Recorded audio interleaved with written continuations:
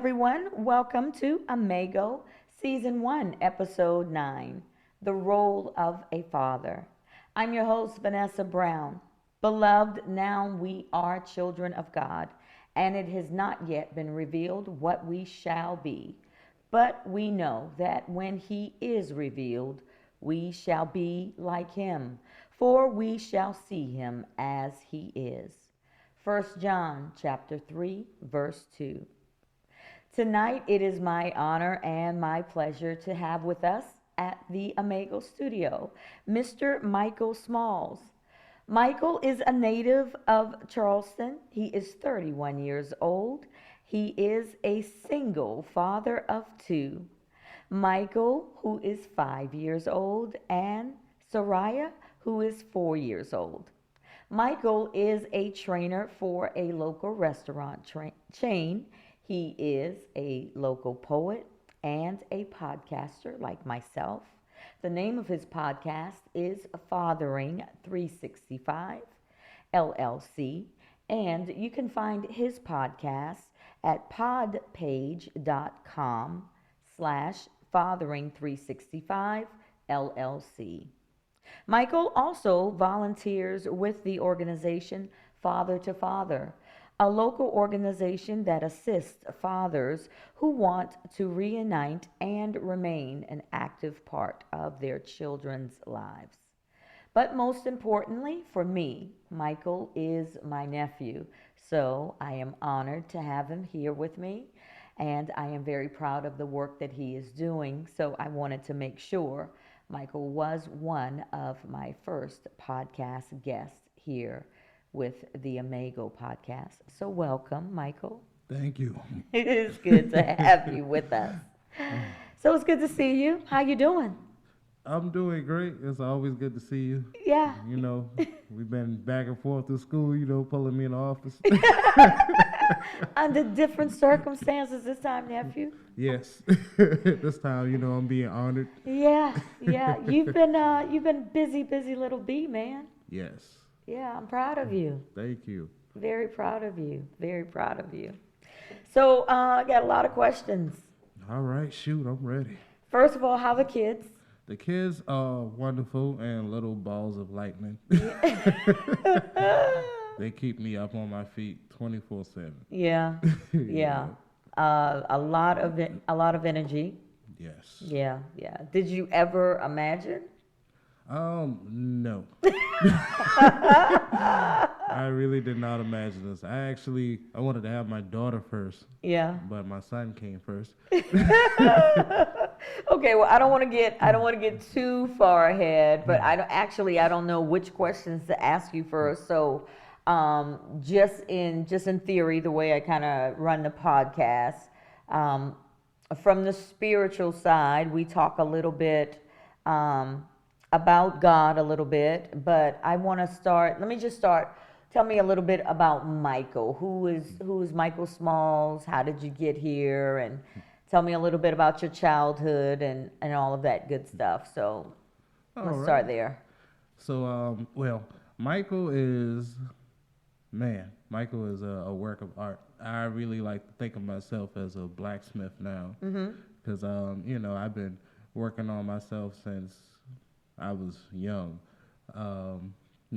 From middle school to elementary to high school, just trying to forge my own path and trying to figure out like where I fit in at and who exactly I am. So Micheal is a sweetheart, a praying man, of course, a family man, definitely humble.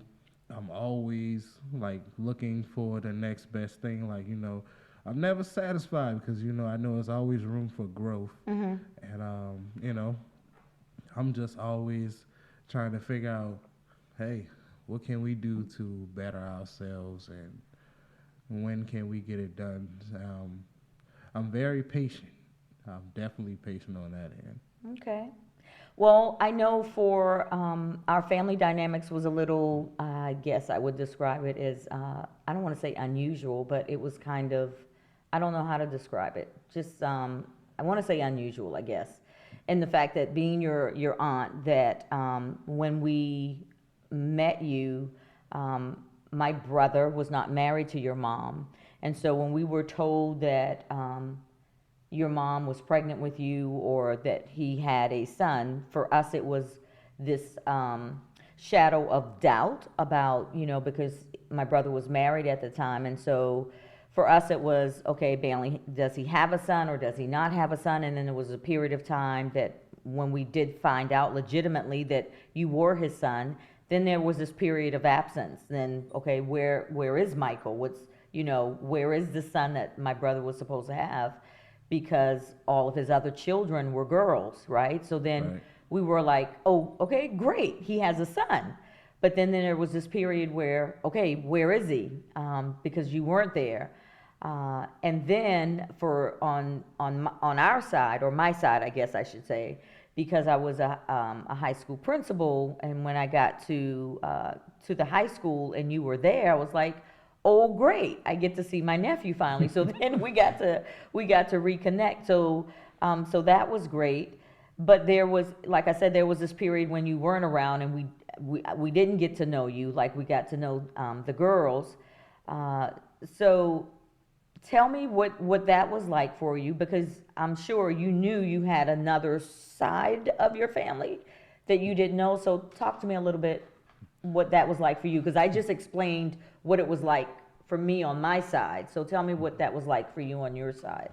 Well, definitely like on my side, it's I didn't ask a lot of questions as a kid. So like I did what any other kid did. Went to school, got good grades. Be the man of the house or whatnot. So eventually, like I didn't start asking about Banley and my sisters until like maybe 10 years old about so. So I remember asking like, okay, who is my family and like where they at. So my mom, she took me over to Debbie's house, and of course my sisters were there. And they got on the phone, they called Banley, and I remember this from start to finish. Like they all had the phone, all four of them, and they literally made him like, "Hey, I need you to come over here. Your son asking about him." Like they passed that phone back and forth. So when he showed up, we had our talks, and we went and walked and talked for a good little bit. So I mean, in my absence, on my side, like it's always been like, hey, you know, do what you gotta do. I never really ask questions or whatnot. So even when it comes down to you guys' side and my side, like I never really looked at it as one thing. Like I know with the doubts of, hey, is he one of us or not? So I mean, with that, it did cause a little friction, but nothing that I couldn't forgive and wind up moving on to life with. How did you? Well, I need to ask. I'm assuming, so I need to remove assumptions. Did you have a male figure in your life as a father figure? Oh yeah, definitely. My mom, she had this one boyfriend. His name was Mr. William. Very short guy. Is Loud. that what you remember about the man, Michael? Is Yes. that he was short? He was short. He was loud. He was a military man. And one thing about him, with my siblings and I, like he would come over every weekend, and we had to have the house clean, our rooms clean, everything had to be straight, even according to the yard. If we did not have any of those things done, like we couldn't go to work with him and make money. So he was literally the first man in my life to literally let me know, like, hey, you got to make sure that your household is in order before you step outside to go handle whatever that you do. So he was the first male figure for you, father figure for you, and Yes. you feel like a good role model. Oh yes. Okay. What about grandparents? Grandparents, of course. I had my mother's mom, Isabel Smalls. Well, I She, mean father figure. I'm father trying to figure. stick to the male. Yeah. Well, I definitely had Isaac, so I didn't really start coming around until, of course, my father passed away, and I wanted to know more, so I started hanging around Isaac more, and I didn't know that. yeah, I went to see Isaac, every day after school. I went to see him, or even if I had to like get off from work, I'll stop and go see him, or I'll come every other weekend. Me and him will be outside in that carport, or he'll be sitting in the car. Um, we played chess, played a little bit of checkers, and Mm, he gave me some good advice. okay, I never knew that. Okay. Um, so tell me a little bit about how do you feel like God first revealed himself to you? Um, well, definitely because it's been a while since I've been since I stepped foot in anybody's church, but it's been a while. But growing up, we've always been inside the church. From singing on the choir to You sang on the choir yeah, I mic. sung on the choir to doing praise dances and being on the usher board, working with the youth in the church. So I think God reintroduced Himself to me in my 20s, Mhm. like when I had my first apartment. Just stepping out and not knowing what I was going to do because I was like, this is the first time I've ever been out on my own. Like I Mhm. took care of my mom's house when but now I got my own, and God always gave me like structure, patience. Like, all right, take your time. Sometimes I didn't know how I was gonna handle certain things, so it's that reassurance of him actually handling everything and be like, all right, I got it. You did it your best. Now let me handle it. Mhm. So that's definitely how he introduced himself to me, just like showing me that in a moment of an instant, like, hey, I can handle things for you. What do you think, or I don't even know how to ask this question to you, but like how do you get to the place where you learn to trust him without the engagement of church, I guess, is my question. Well, for some, and I definitely know for me, because I know some people believe in God, some people don't. Mhm. It's like, you, I guess it's that feeling of defeat to me, and that's what it was for me. Mhm. And for me not to have engaged with God in so long, to where it's like, okay, what else to do? Mhm. And you know, when things happen, like you don't expect them to. Like I was like, hey, nobody else but God could have done that because I already asked the people I wanted for some help, and they told me, hey, there ain't so much I can do, or this, that, and the third. So Mhm. I really look at God as this being who's like, okay, I'm gonna step in. But for some who don't know how to interact with God or who don't interact with God on a daily basis, your temple, your body is a temple. Mhm. So you got to look at it as like you are a church. You don't have to necessarily go into a building like you are this thing. You just have to make sure that you understand and believe what you're asking for. So if I were to ask you then, what would be, if I were to ask you this question, and I'm asking you this question, if you had to testify about anything about God, what would be the one thing you would say without a shadow of a doubt what would be your testimony about him? I would definitely say God has given me the amount of love that I never thought I would be able to actually have and possess. Mm. For some, it's like, hey, I love you. All right, I'll see you later. This, that, and the third. The amount of love that I got, sometimes I find it unbelievable. Like, my friends, they'll hit me up out of the blue and just be like, man, I remember such and such, and you just been here for me, and like I have family, but like I feel like you really are my close family, and no matter what has been done to me or what the matter of fact is, like I always show love. That's pretty deep. Yeah. That's good. The Bible talks about the love of God passes all understanding, um, and that His love is His love is faithful. You know, it talks about His mercies um, are never failing. So that is a great testimony of him. And most people don't get the opportunity to experience or to even believe that they can find that kind of love. Um, my testimony about him, besides being faithful, is that he actually taught me um, what his love is, right? And so for me, when people say that they love you, um, I'm like, we have to be very careful because it's not. If we equate our love the same as God's description of love that's in Corinthians, it's very different. And I think it's I don't want to say ironic, but you mentioned that you're a patient person, right? Because the description that's in First Corinthians, love is patient, love is kind, love keeps no record of the wrong that's done to it, right? Right. Um, those are the descriptions. That's what God's love is, and most of us are not that way. No.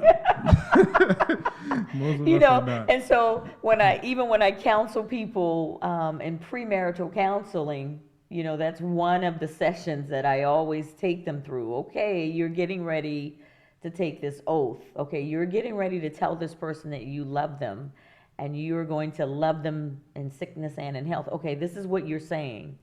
I'm never going to keep a record of how many times you do me wrong. I'm going to forgive you every time. All right. Right. I'm going to be patient with you. I'm going to be kind to you. Like we need to go through each of these things and understand what that means, because that's what God's love is. Like God loves you so much that he literally, his son came and sacrificed his life, like gave up his life so that you could take his seat. Like, right? Right. Like we don't understand. Do we really understand? Sometimes I don't think we do. And honestly, the generation that I'm in, I'm a 90s baby, of course. Yeah. But the way I see social media carrying our generation and then the next generation, it's like they are so blinded to what love truly is, or what life even is. Yeah. Because it's so much like, oh, these are life goals, or this is what I want my marriage to be about. And I'm like, you have no idea what type of pain this person went through to endure that marriage just because they look happy, because they Now. have materialistic things and they look happy, or I actually understand that what the next person had to went through, because trials and tribulations is real out here, and you inspired, but you got to understand like what it takes to put on some hard skin Right. to actually be able to listen to God and be like, all right, sit still, I got this for you. Right. Like that takes patience. It takes patience. It takes patience. It takes time, and that characteristic of God is it's amazing, but it is also very. It is very. I don't want to say difficult to learn. It takes time to learn.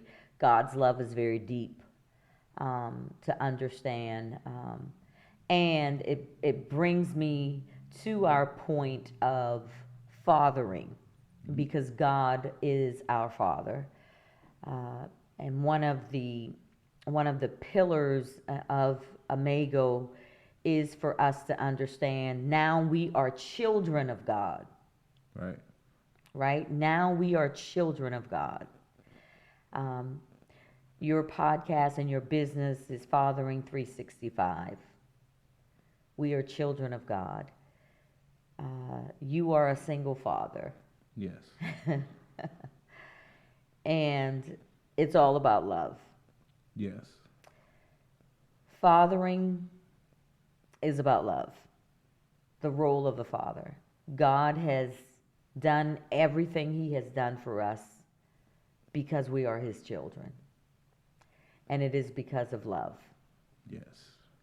And so I want you to tell us a little bit about We talked a little bit about your relationship with your father, um, and how that's impacted you. But tell me about why you started Fathering 365. Yeah, let's talk about that a little bit. So I started the podcast based off my situation, of course. Tell me about Um, your situation. We don't know about your situation. Tell us a little bit about your situation. You so don't have to call names and all that stuff, but just give us the general about your situation. So my situation was, of course, I had kids, and of course, me and the mother of my child, we weren't seeing eye to eye at all. Mm-hmm. So when it came to getting things done, I wasn't perfect, but I made sure that she had what she needed. So one day, I get a phone call, and it's Department of Social Services on the line, and they telling me they had to get involved, and I hurry and take off from work, and I rush down there to see what's going on. And my kids are basically in DSS custody, getting processed to go to foster care. And we're trying to figure out what's going on. Why haven't I been called? Because apparently I'm paying child support, so you have everything on file. Why wasn't I notified? Whole time, the mother of my children, she told these people that she did not want them to contact me, and that's why they didn't contact me. What?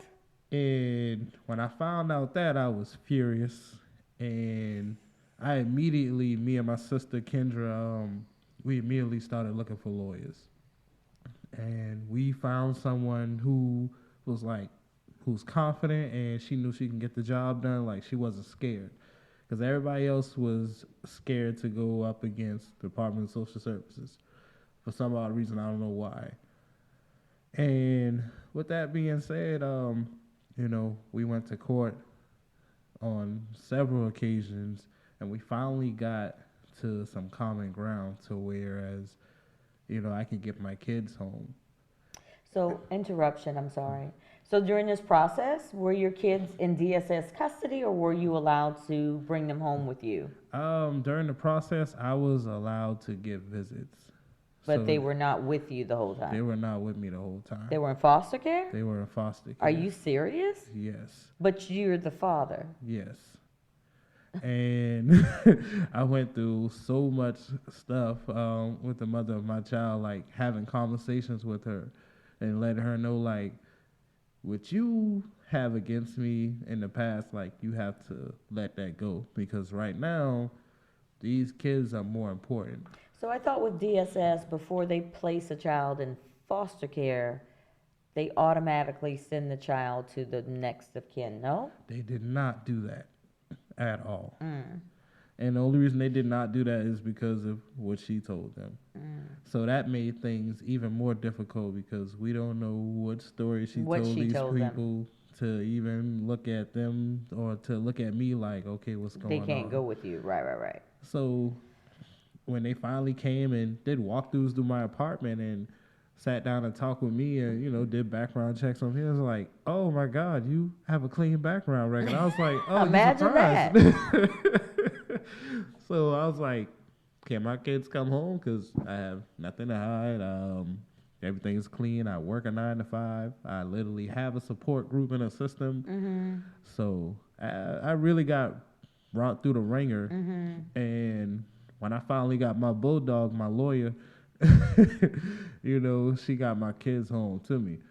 And from that point on, it was just like, when somebody basically does something to deliberately hurt you, intentionally, it's like, okay, now I gotta put on my hard shell. Mm-hmm. So I'm very super overprotective over my kids. Mm-hmm. Um, you know, as far as the mother of my children, I don't hold no malice against her. Uh, like I've told her, you gotta put them first, and it has to be like that care has to come from you, because what they went through, they didn't have to go through. Mm-hmm. And I basically started the podcast off of the strength of that, because not only did I have to go through that and I actually see people posting about it, but when I see mothers like bashing fathers and saying that they ain't this and they ain't that. And I'm like, there's always two sides to a Every coin. story, right. So, at one point in time, I think you love this person. And right now, you feel a way. So I really wanted parents to actually understand, men and women, that we can't continue to keep on doing this because we're not making ourselves no better. Right. All we doing is tearing one another apart. Somehow, some way, we gotta find a way to coexist, whether we like it or whether we just have to tolerate it. Because at the end of the day, there's an important balance in the middle, and those are the children. So that's how I wanted to approach people and give them a manner of love because, like I always tell my listeners, I am not perfect. I don't want you to think I'm perfect. I've just been through my fair share of craziness, and I understand and I know how you could potentially feel because I've went through it. Well, again, everyone, thank you for joining us here at Amago. Mike, thank you for being here. We look forward to all of the work that you're doing with Fathering 360. 365 LLC. And again, please make sure that you visit him on his podcast. You can find him at podpage.com, fathering fathering 365 LLC. And again, it is fathering 365. And his webpage is podpage.com fathering 365 LLC. We are going to ask everyone if you would please share, download, and subscribe to Amago Podcast. Please also, if you would leave us a review, and when you leave the review, if you would please use the @ symbol along with your first name, and we'll be sure to give you a shout out on the next podcast. And we look forward to seeing you next Tuesday, for we shall be just like him.